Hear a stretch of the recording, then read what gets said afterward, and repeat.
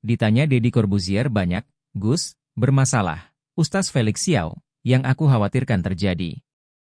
Deddy Corbuzier dan Ustaz Felix Xiao membahas fenomena nama, Gus, atau Agus, dalam podcast Close the Door. Deddy mempertanyakan alasan nama tersebut kerap menjadi sorotan dan viral belakangan ini. Ustaz begini, gimana dengan kasus belakangan ini, yang namanya Gus, Agus? Agus tuh bermasalah semua, ditanya Deddy Corbuzier sembari tertawa. Menanggapi hal itu, Ustaz Felix Xiao menyoroti kebiasaan positif Gus Miftah, seperti memborong dagangan pedagang saat menghadiri pengajian atau acara. Aku lihat begini, banyak sekali orang-orang.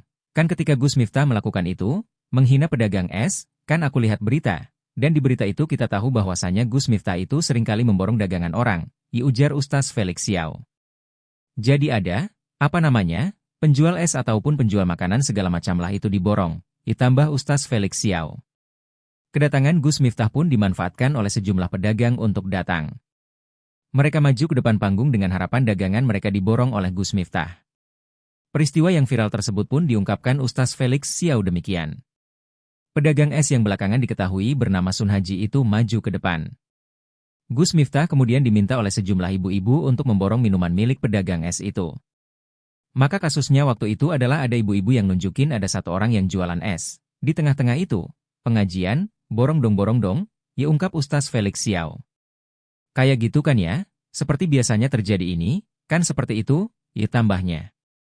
Nah ternyata malah dibully atau di-roasting dan seterusnya, jelas Ustaz Felix Xiao. Nah artinya, itu sudah biasa terjadi. Nah ini yang aku bilang bahwasanya kita harus hati-hati dengan sebuah mental, di mana ketika ada orang datang ke sana itu, dia itu sebenarnya maunya untuk dikasihani, beber Ustaz Felix Xiao.